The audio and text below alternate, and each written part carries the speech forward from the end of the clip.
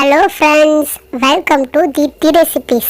இன்னைக்கு நம்ம டுடே சமையல்ல சிக்கன் டிக்கா மசாலா எப்படி செய்யலாம்னு தான் பார்க்க போறோம். இது செய்யறது ரொம்ப சுலபம், சுவை வேற லெவலா இருக்கும்.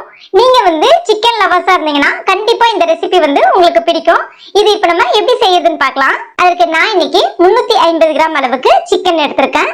இது போன்லெஸ் சிக்கன், அதாவது அதுல எலும்பு துண்டுகள் எதுவுமே இல்லாம வெறும் அந்த தசைகளை மட்டும் எடுத்திருக்கேன். இப்போ இத சின்ன சின்ன துண்டுகளா கட் பண்ணிட்டு இந்த மாதிரி எடுத்துக்கங்க. அடுத்ததா இதுல 3/4 டீஸ்பூன் மிளகாய் பொடி, 3/4 டீஸ்பூன் தனியா பொடி, 1/2 டீஸ்பூன் சீரக பொடி, 1/2 டீஸ்பூன் மிளகு பொடி, 1/4 டீஸ்பூன் மஞ்சள் பொடி, 1/4 டீஸ்பூன் கரம் மசாலா பொடி. இதற்கு தேவையான அளவுக்கு உப்பு, 1 டீஸ்பூன் இஞ்சி பூண்டு விழுது, 2 டீஸ்பூன் தயிர்.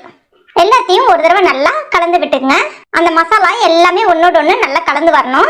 இப்போ இது ஒரு 1/2 மணி நேரம் அப்படியே இருக்கட்டும். அந்த மசாலா நல்லா ஊறி வந்துச்சுன்னா உங்களுக்கு சிக்கன் சாஃப்டா நல்லா சூப்பரா டேஸ்டியா இருக்கும். இருக்கட்டும், 1/2 மணி நேரம் ஆயிடுச்சு. இப்போ ஒரு பேன்ல கொஞ்சமா எண்ணெய் சேர்த்துக்குங்க. இதை இப்போ நம்ம ஷாலோ ஃப்ரை தான் பண்ண போறோம். சிக்கனை அங்கங்க இப்படி வச்சிடலாம். நிறைய எண்ணெய் சேர்க்கணும் கிடையாது, இது டீப் ஃப்ரை கிடையாது. ஒரு பக்கம் நல்லா வேகட்டும்.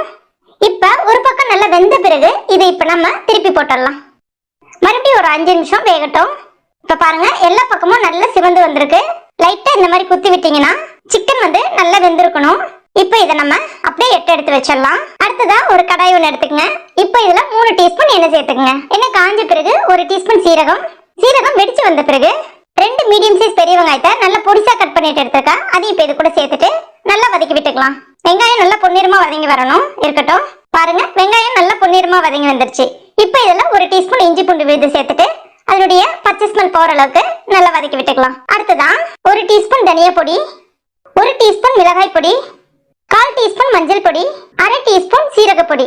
இது எல்லாத்தையுமே சேர்த்துட்டு அதனுடைய பச்சை ஸ்மெல் போற அளவுக்கு கலந்து விட்டுக்குங்க. மசாலா கருகிடக்கூடாது, பாத்துக்குங்க. ஸ்டவ் கம்ப்ளீட்டா சிம்ல வச்சுட்டு வதக்கி விட்டுக்குங்க.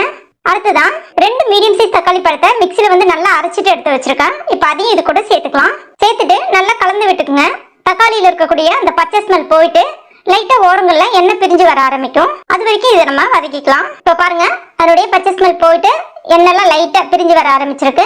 இப்போ இந்த ஸ்டேஜ்ல 1/2 டீஸ்பூன் அளவுக்கு ஃப்ரெஷ் கிரீம் சேர்த்துக்குங்க. சப்போஸ் ஃப்ரெஷ் கிரீம் இல்லை அப்படின்னா நீங்க அதற்கு பதிலாக தயிரும் சேர்க்கலாம். சேர்த்துட்டு நல்லா ஒரு முறை கலந்து விட்டுக்குங்க. அடுத்ததான் நம்ம வச்சிருக்க அந்த சிக்கன் டிக்கா அதையும் இப்போ இது கூட சேர்த்துடலாம். சேர்த்துட்டு நல்ல ஒரு முறை 2 நிமிஷத்துக்கு கலந்து விட்டுக்குங்க. இப்போ இதுல ஒரு 1/2 கப் அளவுக்கு தண்ணி சேர்த்துக்குங்க. கொஞ்சமா உப்பு, அடுத்ததா கொஞ்சமா கரம் மசாலா சேர்த்துட்டு ஒரு முறை கலந்து விட்டுக்குங்க. இது ஒரு 5 நிமிஷம் நல்லா வேகட்டும். இப்போ பாருங்க, ஒரு 5 நிமிஷம் ஆயிடுச்சு. ஓரங்கள்ல எல்லாமே எண்ணெய் பிரிஞ்சு வர ஆரம்பிச்சிருக்கு. இது ஒரு செமி கிரேவி கன்சிஸ்டன்சிக்கு தான் இருக்கும். ரொம்ப டேஸ்டா இருக்கும். கடைசியா இதுல கொஞ்சமா கொத்தமல்லி இலைகள் இல்லைன்னா கொஞ்சமா கஸ்தூரி மேத்தி கூட தூவி விட்டுக்கலாம். நல்ல வாசனையா சூப்பரா இருக்கும். அவ்வளவுதான், ஒரு சூப்பரான சிக்கன் டிக்கா மசாலா ரெடி ஆயிடுச்சு. இது சூடான சாதத்தோட பிசைஞ்சு சாப்பிட்டாலும் நல்லா இருக்கும். இல்லைன்னா சப்பாத்தி இட்லி தோசையோடையும் தொட்டு சாப்பிடலாம். இல்லைன்னா சாம்பார் சாதத்தோட சைட் டிஷ்ஷா தொட்டு சாப்பிட்டீங்கனாலும் ரொம்ப பக்காவா இருக்கும். எப்படி வேணாலும் சாப்பிடலாம், அவ்வளவு ஒரு சுவையா இருக்கும். கண்டிப்பா நீங்க உங்க வீட்டுல ட்ரை பண்ணி பாருங்க. ட்ரை பண்ணிட்டு மறக்காம எனக்கு கமெண்ட் பண்ணுங்க. இந்த வீடியோ பிடிச்சிருந்தா லைக் பண்ணுங்க. உங்க நண்பர்கள் மற்றும் ஃபேமிலி மெம்பர்ஸ் கூட மறக்காம ஷேர் பண்ணுங்க.